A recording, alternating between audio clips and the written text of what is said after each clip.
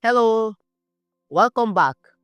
In this video, we are going to take a look at what PictoBlox and Python are. Let's dive in right away. So PictoBlox is a powerful programming software used for block-based coding, Python coding, artificial intelligence, machine learning, and robotics.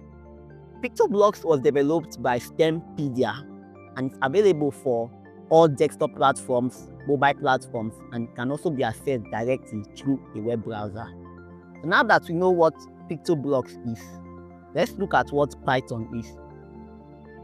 Python is a text-based general programming language created by Guido van Rossum, and it was released on February 20, 1991. The reason why Python is called a general purpose programming language is because it can be used to do many things, from building AI and machine learning models to developing web applications, games, automation tools, and a lot more. For Python to work, we need two things. We need an environment where we can write our Python code, and we need a piece of software called the Python interpreter, which is responsible for executing our Python code. But since we are using PictoBlox already provides us with both of these tools. This means we can start writing Python immediately without worrying about installing or setting up any additional tools. Now, one of the most exciting things about writing Python using PictoBlox is that we can see visual results from our code immediately, which makes learning more fun and motivating. Now that we know what Python and PictoBlox is, let's head over to PictoBlox.ai and see this in action. Alright, so I need you to open a browser just like I have, and at the top of the URL bar, type in PictoBlox.ai. This is going to take us to the PictoBlox website where we can use the interface via the browser. Let's just wait for it to load. Alright, and it's creating a project for us. So now we get this interface that asks us, what would you like to do?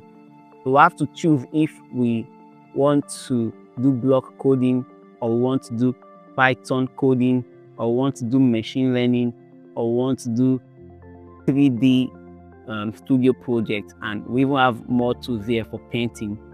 But the one we want to use is Python coding. But for now, I'm going to pick blocks. Let's pick blocks for now. And let's just close this.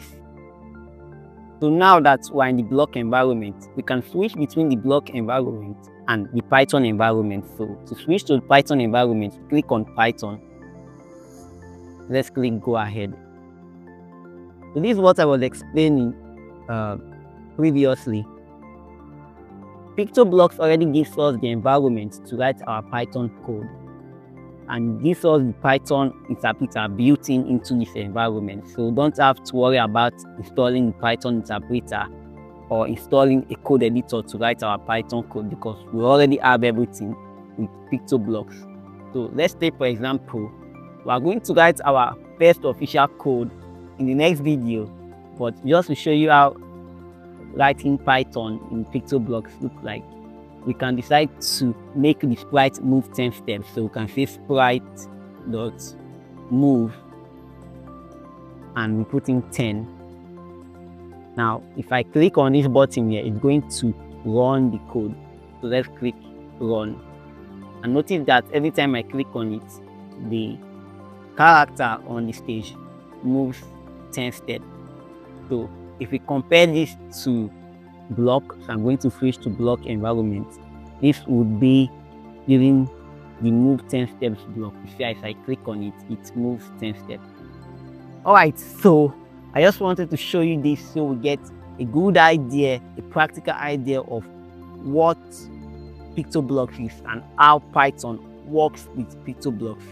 In the next video, we will explore the PictoBlox interface in depth and write our first official program. Right now, before you stop this video, remember to share this video with someone who might find it very helpful.